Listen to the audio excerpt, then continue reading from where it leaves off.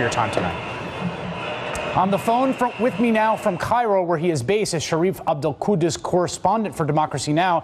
And Sharif, my first question to you is, you just heard Ayman talking about these series of actions that read to us in America very much like a coup, classic coup of shutting down, arresting the opposition, of shutting down journalistic channels, and yet the images we see on the screen in front of us look like mass jubilation. Is the mood in the streets of Egypt tonight one of jubilation? I would describe it as such, but it depends where you are in Cairo, at least. In Tahrir, near the presidential palace, on many streets of the city, there is cheering and jubilation across the city. But I was also at the pro-Morsi sit-in and rally, which is, of course, a very different scene, very morose, dejected, and a look of defeat on many people there. So, I think this is certainly, we have to call this a coup, but it requires context. It wasn't a coup that was launched by itself, by the military, but it was facilitated by popular pressure on the streets. And the significance of the protests that took place on June 30th, the largest protests in Egypt's history, is something that forced, I think, the military's hand to step in.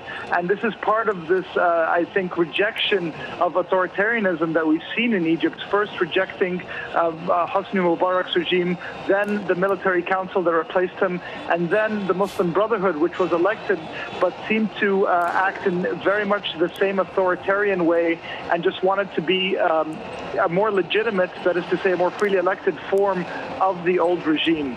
But certainly if you're walking in the streets of Cairo, you would think that this was a new revolution. People are waving flags, blowing horns, and cheering everywhere you go.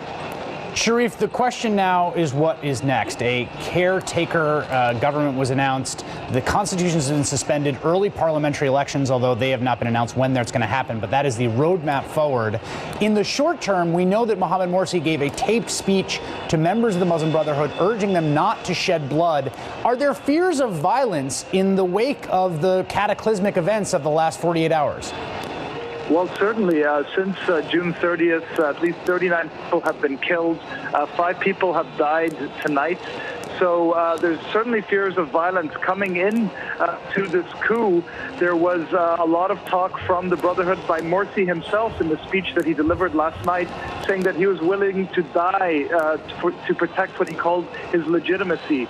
Senior Brotherhood members have repeatedly used the words of martyrdom and shedding their blood to protect legitimacy. So with this kind of language, certainly violence is possible.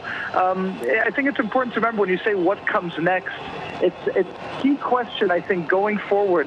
We've basically been taken back all the way to square one, yes, back to the point of February 11th, 2011, when it was ousted. The last 2.5 years of elections and transition have basically been erased. The key question going forward is what will happen to the Muslim Brotherhood? And is there any possibility, and there should be, of including them in the political process? Because excluding them and excluding Islamists broadly will certainly lead to authoritarianism down the road. Sharif Kouddous from Democracy Now! In Cairo at this moment. Thank you so much.